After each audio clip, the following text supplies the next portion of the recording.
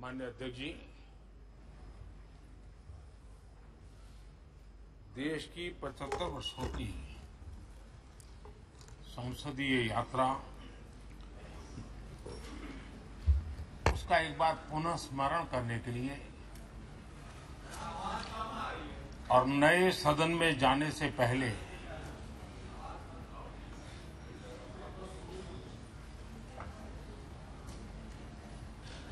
उन प्रेरक पलों को, इतिहास की महत्वपूर्ण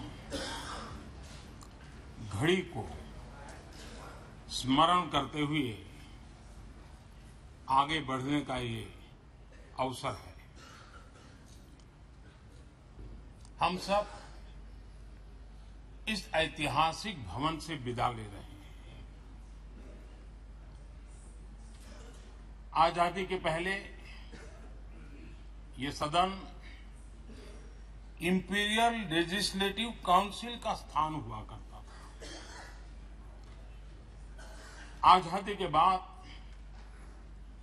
ये संसद भवन के रूप में उसको पहचान मिली।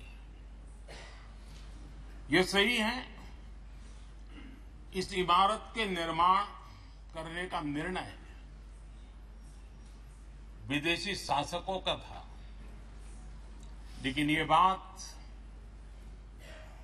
हम न कभी भूल सकते हैं और हम गर्व से कह सकते हैं कि इस भवन के निर्माण में पसीना मेरे देशवासियों का लगा था, परिश्रम मेरे देशवासियों का लगा था और पैसे भी मेरे देश के लोगों के।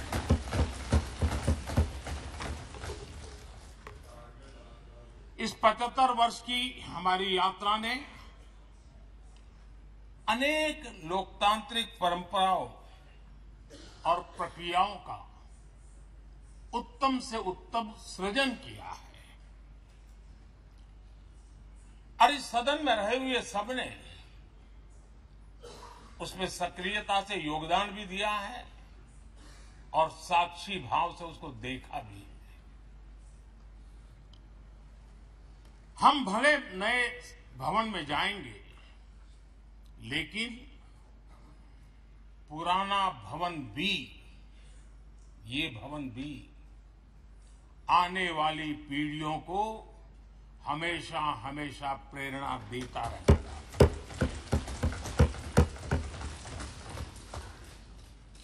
ये भारत के लोकतंत्र की स्वर्णिम यात्रा का एक महत्वपूर्ण अध्याय, जो सारी दुनिया को भारत की रगों में लोकतंत्र का सामर्थ्य कैसे है, इसका परिचित कराने का काम इस इमारत से होता रहेगा। आदरणीय अध्यक्ष जी, अमृतकाल की प्रथम प्रभा का प्रकाश राष्ट्र में एक नया विश्वास, नया आत्मविश्वास, नया उमंग, नए सपने, नए संकल्प और राष्ट्र का नया सामर्थ्य उसे भर रहा है। चारों तरफ आज भारतवासियों की उपलब्धि की चर्चा हो रही है और गौरव के साथ हो रही है। ये हमारे 75 साल के संसदीय इतिहास का एक सामूहिक प्रयास का परिणाम है, जिसके कारण विश्व में आज वो गूंज सुनाई दे रही है। आदरणीय अध्यक्ष जी, चंद्रयान 3 की सफलता न सिर्फ पूरा भारत, पूरा देश अभिभूत है और इसमें भारत के सामर्थ्य का एक नया रूप जो आधुनिकता से जुड़ा है, जो विज्ञान से जुड़ा है, जो टेक्नोलॉजी से जुड़ा है, जो हमारे वैज्ञानिकों के सामर्थ्य से जुड़ा है, जो 140 करोड़ देशवासियों के संकल्प की शक्ति से जुड़ा हुआ है, वो देश और दुनिया पर एक नया प्रभाव पैदा करने वाला है। ये सदन और इस सदन के माध्यम से मैं फिर एक बार देश के वैज्ञानिकों और उनके साथियों को कोटि कोटि बधाइयां देता हूं, उनका अभिनंदन करता हूं।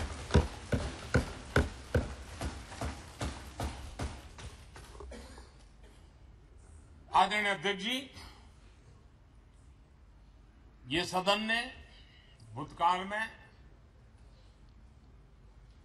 जब नेम की समिट हुई थी, सर्वसम्मति से प्रस्ताव पारित करके देश के इस प्रयास को सराहा था। आज G20 की सफलता को भी आपने सर्वसम्मति से सराहा है। मैं मानता हूं देशवासियों का आपने गौरव बढ़ाया है। मैं आपका आभार व्यक्त करता हूं। G20 की सफलता 140 करोड़ देशवासियों की है। ये भारत की सफलता है, किसी व्यक्ति की सफलता नहीं है, किसी दल की सफलता नहीं है। भारत के फेडरल स्ट्रक्चर ने, भारत की विविधता ने 60 स्थानों पर 200 से अधिक समिट और उसकी मेजबानी हिंदुस्तान के अलग अलग रंग रूप में देश की अलग अलग सरकारों ने बड़े आन बान शान से की और ये प्रभाव पूरे विश्व भर के मन पर पड़ा हुआ है। ये हम सबके सेलिब्रेट करने वाला विषय है, देश के गौरवगान को बढ़ाने वाला है।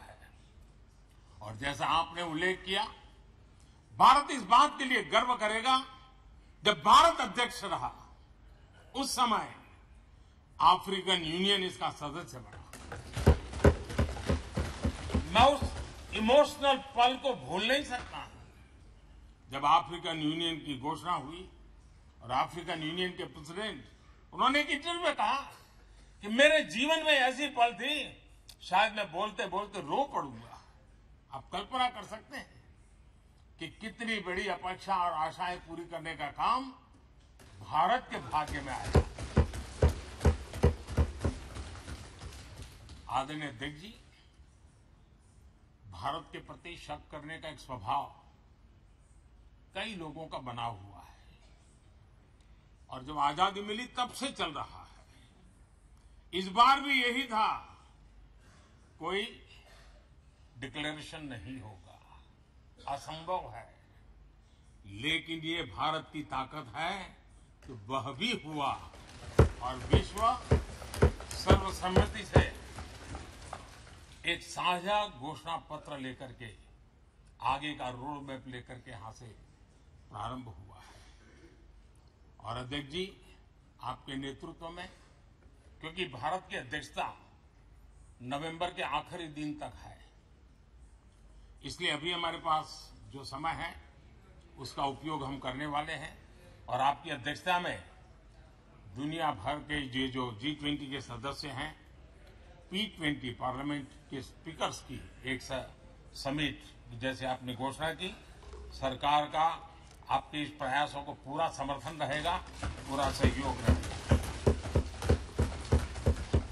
आदरणीय अध्यक्ष जी, हम सबके लिए गर्व की बात है कि आज भारत विश्व मित्र के रूप में अपनी जगह बना पाया है। पूरा विश्व भारत में अपना मित्र खोज रहा है, पूरा विश्व भारत की मित्रता को अनुभव कर रहा है। और उसका मूल कारण है हमारे जो संस्कार है, वेद से विवेकानंद तक जो हमने पाया है। सबका साथ सबका विकास का मंत्र आज विश्व को हमें साथ लाने में जोड़ रहा है। आदरणीय अध्यक्ष जी, ये सदन से विदाई लेना एक बहुत ही भावुक पल है। परिवार भी अगर पुराना घर छोड़कर के नए घर जाता है तो बहुत सारी यादें कुछ पल के लिए उसको झकझोर देती है। और हम जब ये सदन को छोड़ के जा रहे हैं तो हमारा मन मस्तिष्क भी उन भावनाओं से भरा हुआ है, अनेक यादों से भरा हुआ है।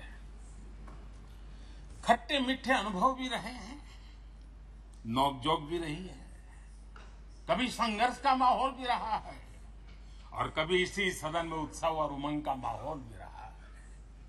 ये सारी स्मृतियां हमारे साथ हम सबकी साझी स्मृतियां हैं, ये हम सबकी साझी विरासत है और इसलिए इसका गौरव भी हम सबका साझा है।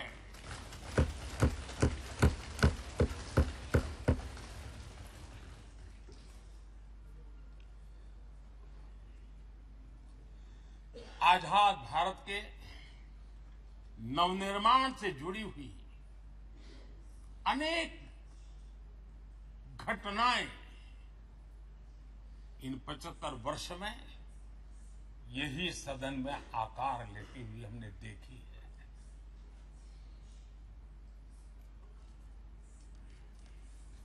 आज हम जब इस सदन को छोड़ करके नए सदन की ओर प्रस्थान करने वाले हैं तब भारत के सामान्य मानवीय की भावनाओं को जहां जो आदर मिला है, सम्मान मिला है, उसकी अभिव्यक्ति का भी यह अवसर है। और इसलिए आदरणीय अध्यक्ष जी, मैं पहली बार जब संसद का सदस्य बना और पहली बार एक सांसद के रूप में इस भवन में मैंने प्रवेश किया तो सहज रूप से मैंने इस संसद भवन के दौर पक्ति पर अपना शीश झुका करके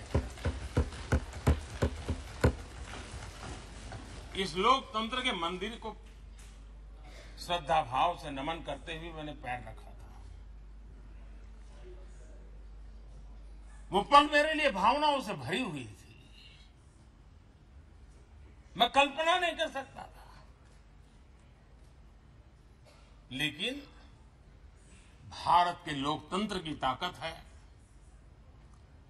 भारत के सामान्य मानवीय की लोकतंत्र के प्रति श्रद्धा का प्रतिबिंब है कि रेलवे प्लेटफॉर्म पर गुजारा करने वाला एक गरीब परिवार का बच्चा पार्लियामेंट पहुंच गया।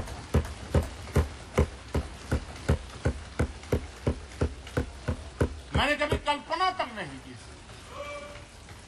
कि देश मुझे इतना सम्मान देगा, इतना आशीर्वाद देगा, इतना प्यार देगा। सोचा नहीं था अध्यक्ष जी। आदरणीय अध्यक्ष जी, हम में से बहुत लोग हैं जो संसद भवन के अंदर जो चीजें लिखी गई उसको पढ़ते भी रहते हैं, कभी कभी उसका उल्लेख भी करते हैं। हमारे यहाँ संसद भवन के प्रवेश द्वार पर एक छांदोग्य उपनिषद का एक वाक्य है, लोक द्वारम करके पूरा वाक्य है। उसका मतलब ये होता है कि जनता के लिए दरवाजे खोलिए और देखिए कि कैसे वो अपने अधिकारों को प्राप्त करती है। हमारे ऋषि मुनियों ने ये लिखा हुआ है, हमारे प्रवेश द्वार पर लिखा हुआ। हम सब और हमारे पहले जो यहां रहे हैं वो भी इस सत्यता के साक्षी है। आदरणीय अध्यक्ष जी, समय रहते जैसे जैसे वक्त बदलता गया, ये हमारे सदन की संरचना भी निरंतर बदलती रही है और अधिक समावेशी बनती गई है। समाज के हर वर्ग का प्रतिनिधि विविधताओं से भरा हुआ इस सदन में नजर आता है। अनेक भाषाएं हैं, अनेक बोलियां, अनेक पहरवेश है, अनेक खानपान है। सदन के अंदर सब कुछ है और समाज के सभी तबके के लोग, चाहे वो सामाजिक रचना के हो, चाहे आर्थिक रचना के हो, चाहे गांव या शहर के हो, एक प्रकार से पूर्ण रूप से समावेशी वातावरण सदन में पूरी ताकत के साथ जन सामान्य की इच्छा आकांक्षाओं को प्रकट करता रहा है। दलित हो, पीड़ित हो, आदिवासी हो, पिछड़े हो, महिलाएं हो, हर एक का धीरे धीरे धीरे योगदान बढ़ता चला गया है। आदरणीय अध्यक्ष जी, प्रारंभ में महिलाओं की सदस्य संख्या कम थी, लेकिन धीरे धीरे माताओं बहनों ने भी इस सदन की गरिमा को बढ़ाया है। इस सदन के गरिमा में बहुत बड़ा बदलाव लाने में उनका योगदान रहा है।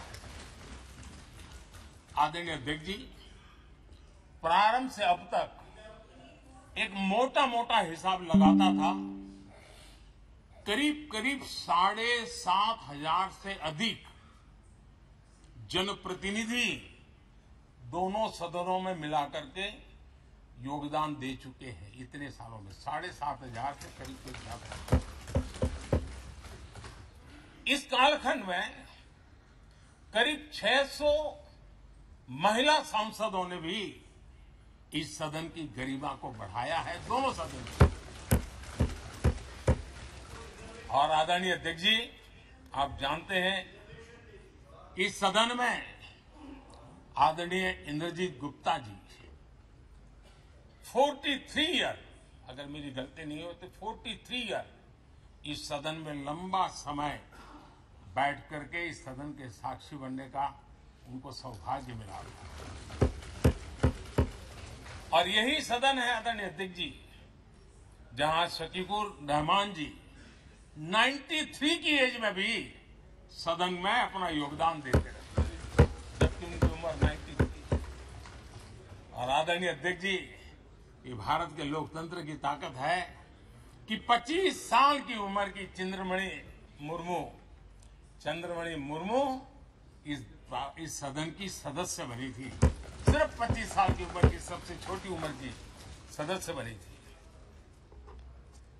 आदरणीय अध्यक्ष महोदय, वाद विवाद, कटाक्ष, ये सब कुछ हम सबने अनुभव किया है, हम सबने इनिशिएट भी किया है, कोई बात नहीं है।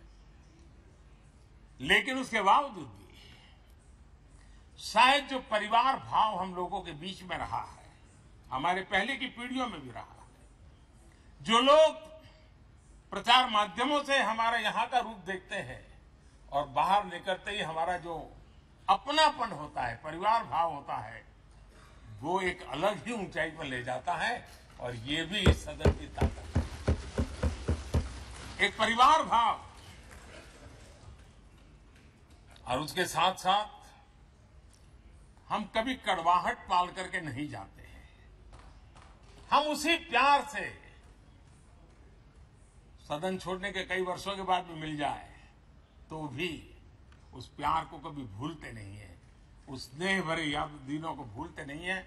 वो मैं अनुभव कर सकता हूं। आदरणीय अध्यक्ष जी, हमारे पहले भी और वर्तमान भी हमने कई बार देखा है कि अनेक संकटों के बावजूद भी, अनेक असुविधाओं के बावजूद भी सांसद सदन में आए हैं और उन्होंने शारीरिक पीड़ा भी असह्य हो तो भी सदन में एक सांसद के रूप में, जनप्रतिनिधि के रूप में अपना कर्तव्य निभाया है। ऐसी अनेक घटनाएं आज हमारे सामने हैं।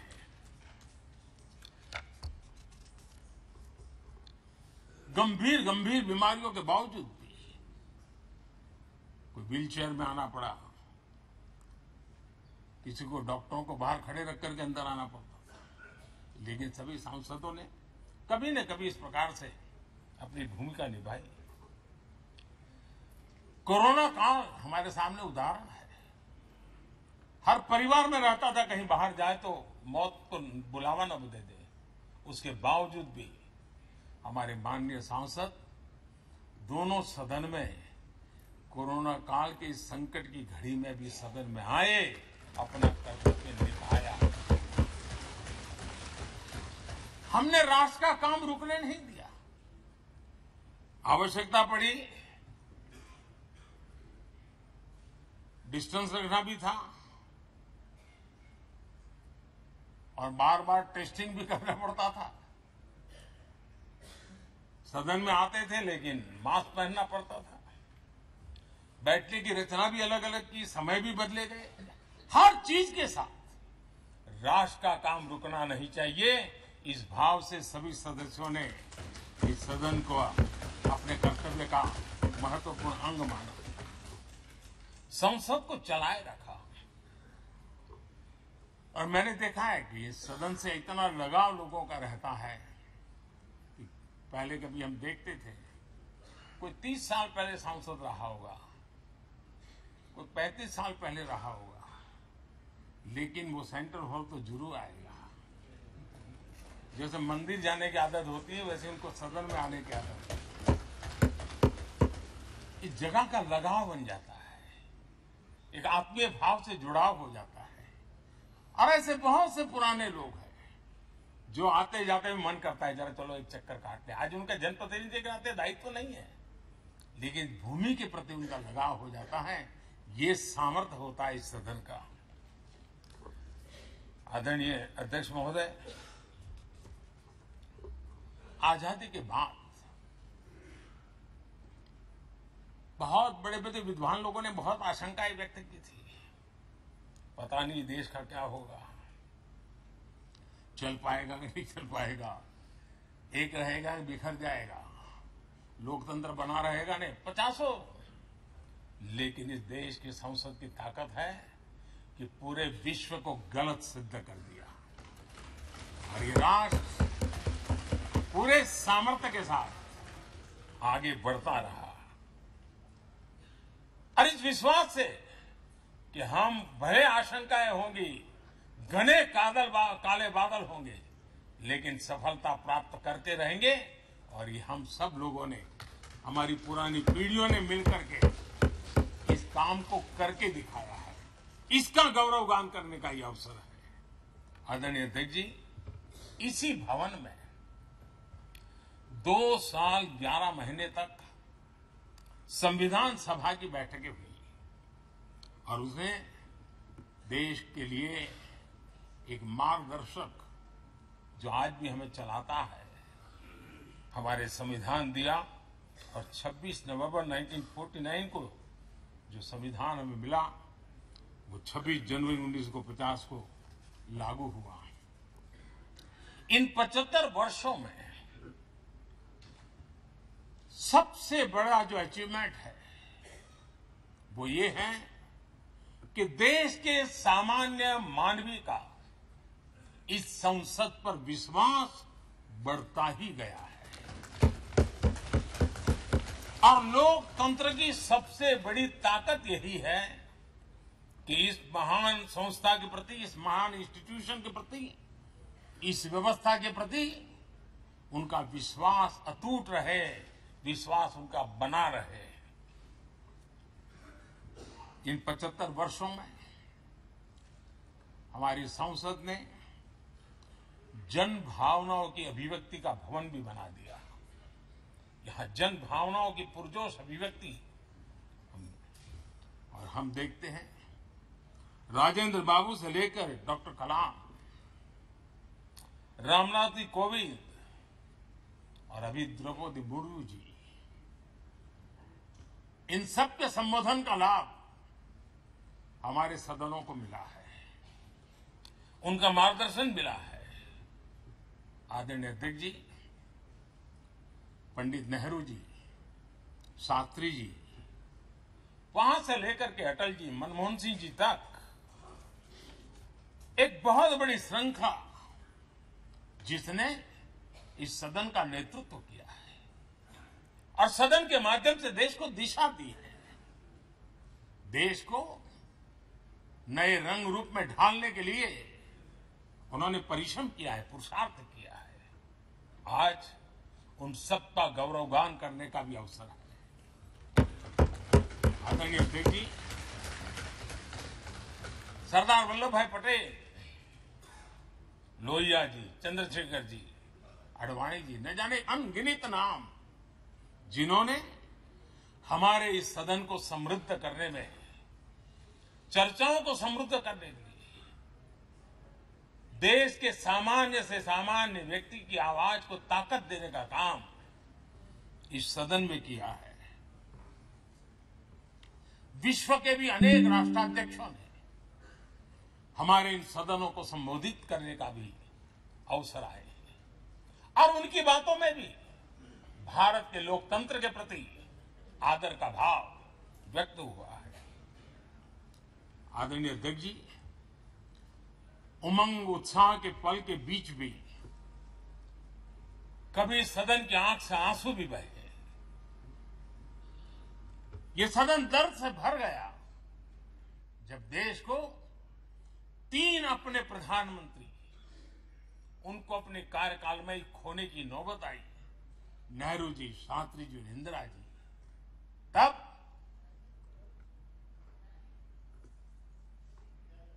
ये सदन अश्रु भीनी आंखों से उन्हें विदाई दे रहा था। आदरणीय अध्यक्ष जी, अनेक चुनौतियों के बावजूद भी हर स्पीकर ने, हर सभापति ने बेहतरीन तरीके से दोनों सदनों को सुचारू रूप से चलाया है और अपने कार्यकाल में उन्होंने जो निर्णय किए, वो निर्णय मावलंकर जी से काल से शुरू हुए हो या सुमित्रा जी के कालखंड के हो या बिरला जी के, आज भी उन निर्णयों को रेफरेंस पॉइंट माना जाता है। ये काम हमारे करीब 17 स्पीकर और उसमें 2 हमारी महिला स्पीकर ने भी, और मावलंकर जी से लेकर के सुमित्रा ताई तक और बिरला जी का मार्गदर्शन आज भी हमें मिल रहा है। हर एक ने अपनी अपनी शैली रही है, लेकिन उन्होंने सबको साथ लेकर के नियमों कानूनों के बंधन में इस सदन को हमेशा ऊर्जावान बनाए रखा है। मैं आज उन सभी स्पीकर महोदय को भी आज वंदन करता हूं, अभिनंदन करता हूं। आदरणीय अध्यक्ष जी, ये सही है कि हम जनप्रतिनिधि अपनी अपनी भूमिका निभाते हैं, लेकिन सातत्यपूर्ण तरीके से हमारे बीच जो ये टोली बैठती है, उनकी भी कई पीढ़ियां बदल गई है। कभी कागज लेके दौड़ के आते हैं, उनका भी योगदान कम नहीं है।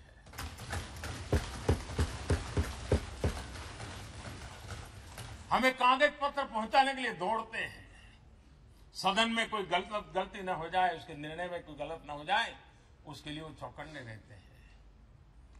जो काम उनके द्वारा हुआ है, उसने भी सदन के क्वालिटी ऑफ गवर्नेंस में तेजी लाने में बहुत बड़ी मदद की है। मैं उन सभी साथियों का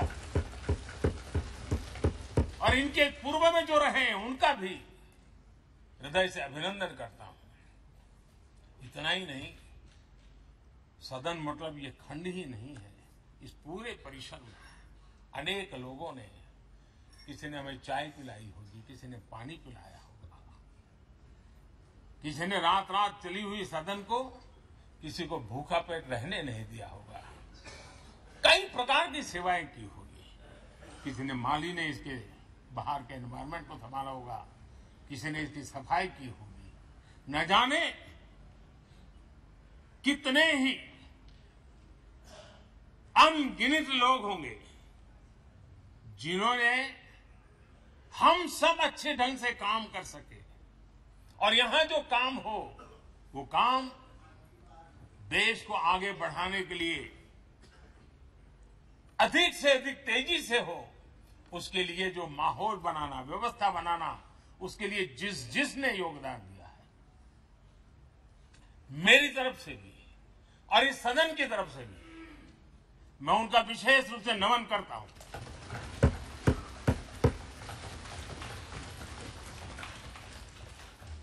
आदरणीय अध्यक्ष जी, लोकतंत्र का ये सदन, आतंकी हमला हुआ, पूरे विश्व में यह आतंकी हमला एक इमारत पर नहीं था, ये मदर ऑफ डेमोक्रेसी एक प्रकार से हमारी जीवात्मा पर यह हमला था। ये देश उस घटना को कभी भूल नहीं सकता है, लेकिन आतंकियों से लड़ते लड़ते सदन को बचाने के लिए और हर सदस्य को बचाने के लिए जिन्होंने अपने सीने पर गोलियां झेली, आज मैं उनको भी नमन करता हूं। हमारे बीच नहीं है, लेकिन उन्होंने बहुत बड़ी रक्षा की है। आदरणीय अध्यक्ष जी, जब आज हम इस सदन को छोड़ रहे हैं, तब मैं उन पत्रकार मित्रों को भी याद करना चाहता हूं जिन्होंने जीवन में,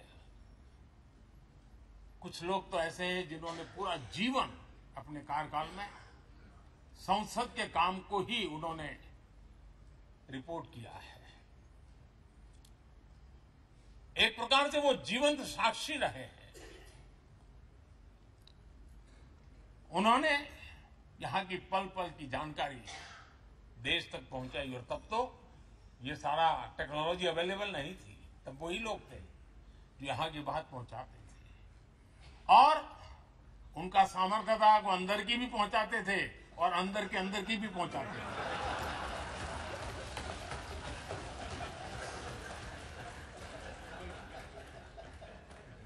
और मैंने देखा कि ऐसे पत्रकारिता जिन्होंने संसद को कवर किया, शायद उनके नाम जाने नहीं जाते होंगे, लेकिन उनके काम को कोई भूल नहीं सकता है। और खबरों को लिए नहीं, भारत की इस विकास यात्रा को संसद भवन से समझने के लिए उन्होंने अपनी शक्ति खपा दी थी। आज भी पुराने जो पत्रकार मित्र मिल जाते हैं और जिन्होंने कभी संसद को कवर किया हो, तो ऐसी अननोन चीजें बताते हैं जो उन्होंने अपनी आंखों से देखी होती है, कान से सुनी होती है, जो अचरज करने वाली होती है। यानी एक प्रकार से जैसी ताकत यहां की दीवारों की रही है, वैसा ही दर्पण उनकी कलम में रहा है, और उस कलम ने देश के अंदर संसद के प्रति, संसद सदस्यों के प्रति एक अहोभाव का भाव जगाया है। मैं आज कई पत्रकार बंधु होंगे जो रहे नहीं होंगे, लेकिन मेरे लिए जैसा ये सदन छोड़ना भावुकपन है, मैं पक्का मानता हूं इन पत्रकार बंधुओं के लिए भी ये सदन छोड़ना उतना ही भावुकपन होगा, क्योंकि इनका लगाव हमसे भी ज्यादा रहे। कुछ तो पत्रकार ऐसे होंगे जो हम लोगों के कम से भी समय उन्होंने काम किया होगा। आज उनके उस महत्वपूर्ण लोकतंत्र की ताकत बनने के लिए, योगदान देने के लिए भी याद करने का अवसर है। आदरणीय अध्यक्ष जी, जब हम सदन के अंदर आते हैं, हमारे यहां नाद ब्रह्म की कल्पना है। हमारे शास्त्रों में माना गया है किसी एक स्थान पर अनेक बार एक ही लय में उच्चारण होता है तो वो तपोस्थली बन जाता है, उसके एक पॉजिटिव वाइब होते हैं। नाद की एक ताकत होती है जो स्थान को सिद्धि स्थान में परिवर्तित कर देती है। मैं मानता हूं ये सदन भी उस 7,500 हजार जनप्रतिनिधियों के द्वारा बार बार जो शब्द गूंजे हैं, जो वाणी यहां गूंजी है, उसने इस सदन में हम बैठकर आगे चर्चा करें या ना करें, लेकिन इसकी गूंज इसे तीर्थ क्षेत्र बना देती है।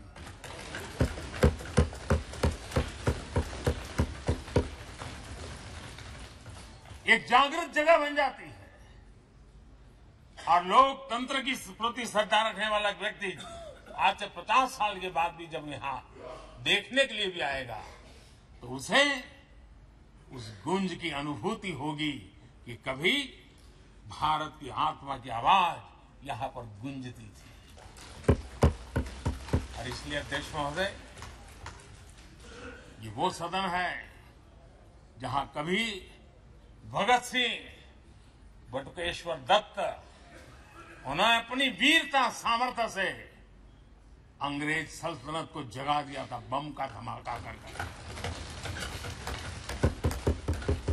वो बम की गूंज भी जो देश का भला चाहते हैं उनको कभी सोने नहीं देती। आदरणीय अध्यक्ष जी, ये वो सदन है जहां पंडित जी को इसलिए भी याद किएगा, अनेक बातों के लिए याद करेगा, लेकिन हम जरूर याद करेंगे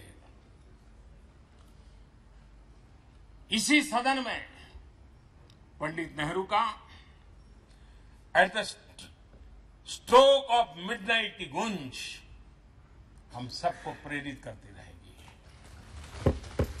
और इसी सदन में अटल जी ने कहा था,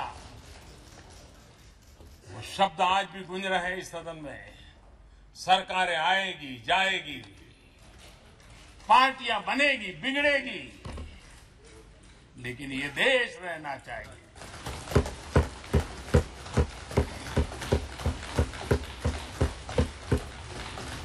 आदरणीय अध्यक्ष जी, पंडित नेहरू की जो प्रारंभिक मंत्री परिषद थी, बाबा साहब आम्बेडकर जी एक मंत्री के रूप में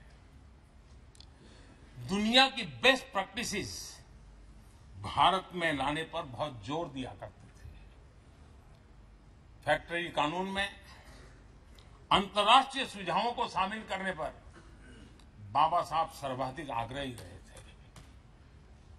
और उसका परिणाम आज देश को लाभ मिल रहा है। बाबा साहब आम्बेडकर ने देश को नेहरू जी की सरकार में वाटर पॉलिसी दी थी और उस वाटर पॉलिसी बनाने में बाबा साहब आम्बेडकर की बहुत बड़ी भूमिका रही थी। आदरणीय अध्यक्ष जी,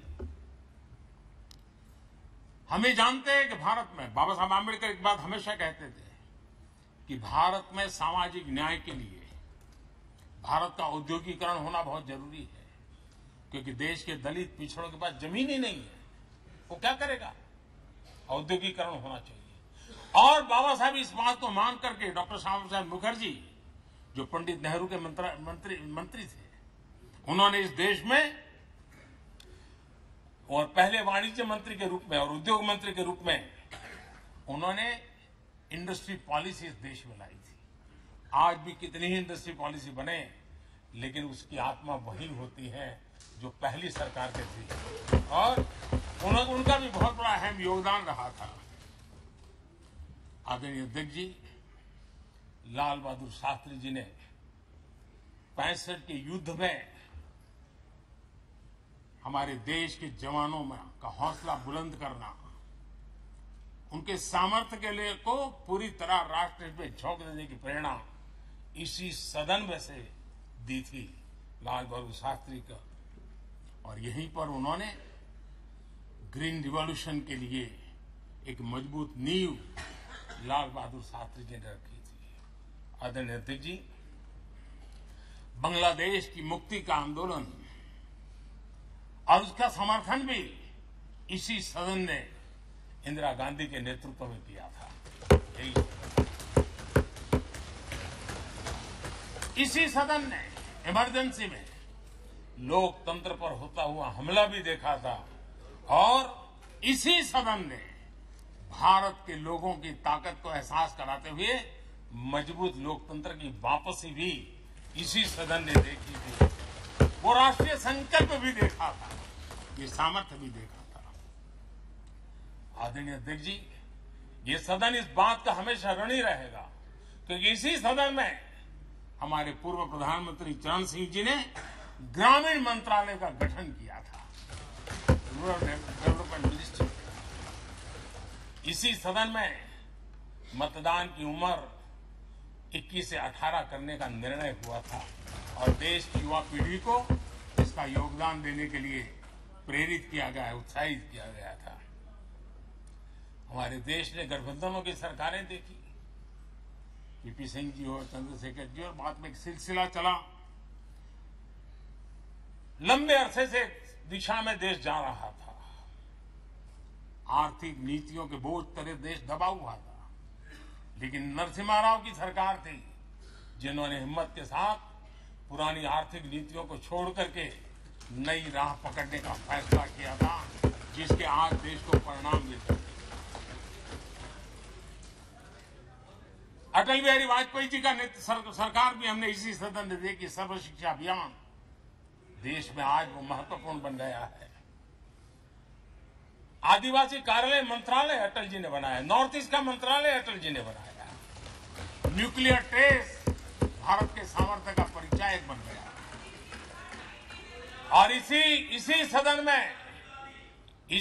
में मनमोहन जी की सरकार कैश फॉर वोट को भी, उस कांड को भी सदन ने देखा है। आदरणीय अध्यक्ष जी, सबका साथ सबका विकास का मंत्र, अनेक ऐतिहासिक निर्णय, दशकों से लंबित विषय, उनका स्थायी समाधान भी इसी सदन में हुआ। आर्टिकल 370, ये सदन हमेशा हमेशा गर्व के साथ कहेगा कि सदन के कारण one nation one tax, one nation one tax, GST का निर्णय भी इसी सदन ने किया। One rank one pension, OROP, ये भी इसी सदन ने देखा। गरीबों के लिए 10% आरक्षण कोई विवाद के बिना पहली बार देश में करने में सफल है। आदरणीय अध्यक्ष जी, भारत के लोकतंत्र में तमाम उतार चढ़ाव हमने देखे और ये सदन लोकतंत्र की ताकत है, लोकतंत्र की ताकत की साक्षी है, जन विश्वास का एक केंद्र बिंदु रहा है। इस सदन की विशेषता देखिए और दुनिया के लोगों का आज भी ऐतराज होता है। ये सदन है जिसमें कभी 4 सांसद वाली पार्टी सत्ता में होती थी और 100 सदस्य वाली पार्टी विपक्ष में बैठती थी। ये भी सामर्थ्य इस सदन के लोकतंत्र की ताकत का परिचय कराता है। और यही सदन है जिसमें एक वोट से अटल जी की सरकार गई थी और लोकतंत्र की गरिमा को बढ़ाया था। ये भी इसी सदन में हुआ। आज अनेक छोटी छोटी रीजनल पार्टियों का प्रतिनिधित्व हमारे देश की विविधता को, हमारे देश के एस्पिरेशंस का एक प्रकार से वो आकर्षक केंद्र बिंदु बना है। आदरणीय अध्यक्ष जी, इस देश में 2 प्रधानमंत्री ऐसे रहे, मोरारजी भाई, वीपी सिंह। एक प्रकार से कांग्रेस में जीवन खपाया था, लेकिन एंटी कांग्रेस गवर्नमेंट का नेतृत्व कर रहे थे। ये भी इसकी विशेषता थी। और हमारे नरसिम्हा राव जी, वो तो बिस्तरा गोल करके घर जाने की तैयारी कर रहे थे, निवृत्ति की घोषणा कर चुके थे।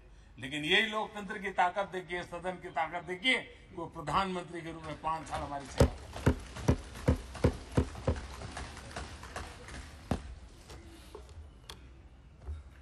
आदरणीय अध्यक्ष जी, सबकी सहमति से कठिन से कठिन कार्य होते हुए हमने देखे हैं।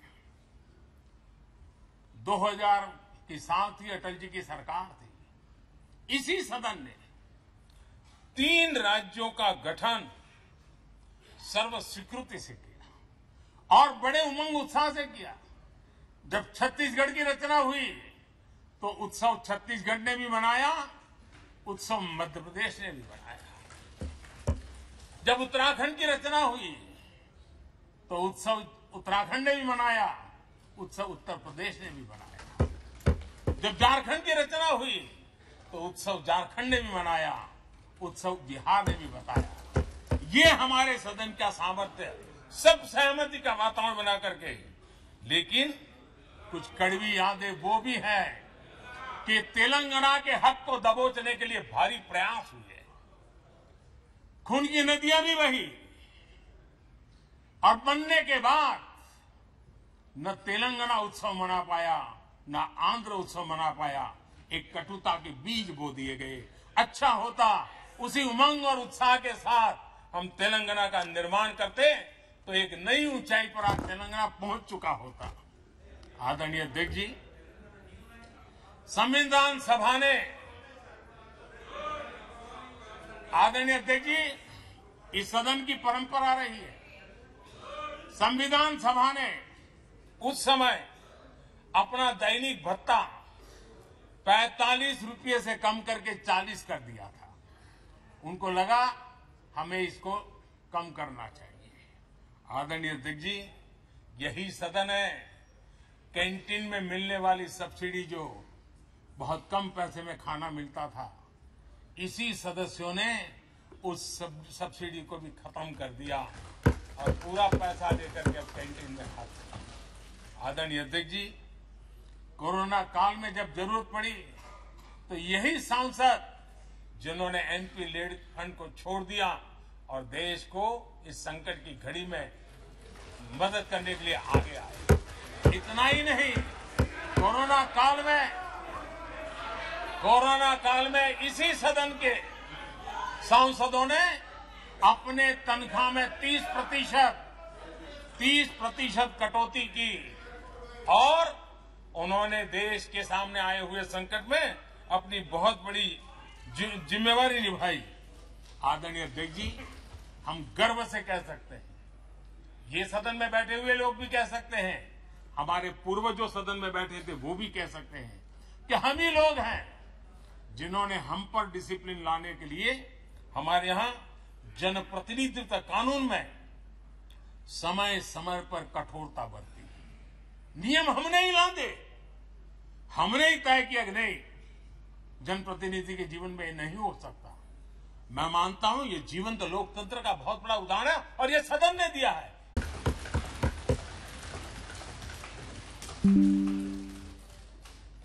कल और आज से जुड़ने का हमें अवसर मिल रहा है और आने वाली कल निर्माण करने का एक नया विश्वास, नया उमंग, नए उत्साह के साथ हम यहां से विदाई लेने वाले हैं। आदरणीय अध्यक्ष महोदय, आज का दिवस सिर्फ और सिर्फ इस सदन के सभी 7,500 जनप्रतिनिधि रह चुके हैं, उनके गौरवगान का पल है। इन दीवारों से हमने जो प्रेरणा पाई है, जो नया विश्वास पाया है, उसको लेकर जाने का है। बहुत सी बातें ऐसी थी जो सदन में हर किसी की ताली की हकदार थी, लेकिन शायद राजनीति उसमें भी आड़े आ गई। नेहरू जी के योगदान का गौरवगान अगर इस सदन में होता है, कौन सदस्य होगा जिसको ताली बजाने का मन न करे। लेकिन उसके बावजूद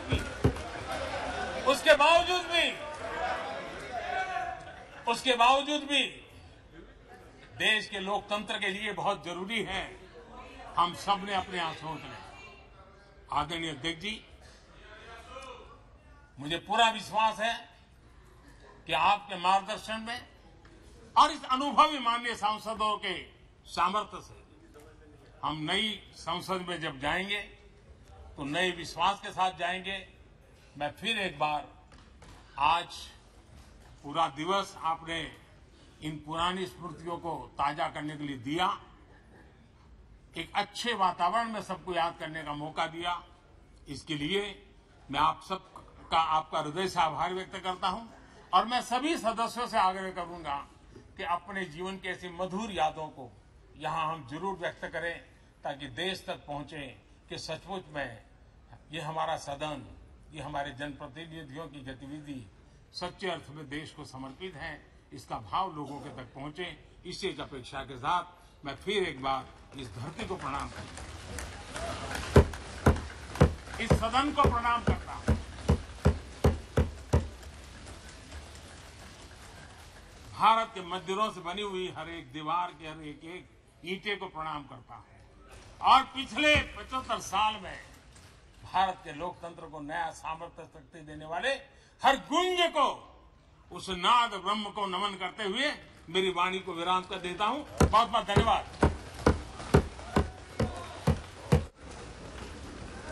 माननीय सदस्यगण, माननीय प्रधानमंत्री जी ने इस सदन की सीख, अनुभव, यहाँ की प्रेरणा, यहाँ की गूंज के बारे में व्यक्त किया है। मैं ये अपेक्षा करूंगा कि आज का दिन इसी तरीके से सकारात्मक वातावरण में हम चर्चा करें, सकारात्मक विषय रखें और जो कुछ भी यहाँ से सीखा है, हमारे पूर्वजों ने जो कुछ भी इस देश को, लोकतंत्र को दिया है, उसके बारे में सकारात्मक विचार रखें। आप सभी को बहुत बहुत धन्यवाद। अधीर रंजन चौधरी जी। प्रधानमंत्री को रहना चाहिए था, प्रधानमंत्री को उपस्थित रहना चाहिए था, हमारी बात को सुन लें। ये क्या हमारी ज्यादा रही? I'm just coming, just coming. Sir, ये हमारे ये उनका बैग यहीं पे है, उनका बैग यहीं पे है, उनका बैग यहीं पे है, ये देखिए बैग, आपके बैग यहीं पे, आप तो चली नहीं गए, आप तो चली नहीं गए, आ रहे वापस। चिंता नहीं आ रही है, आपके कहाँ गए? बहुत लंबी भाषण के।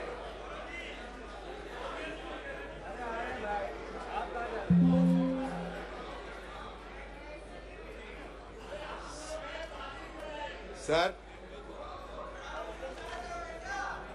सर,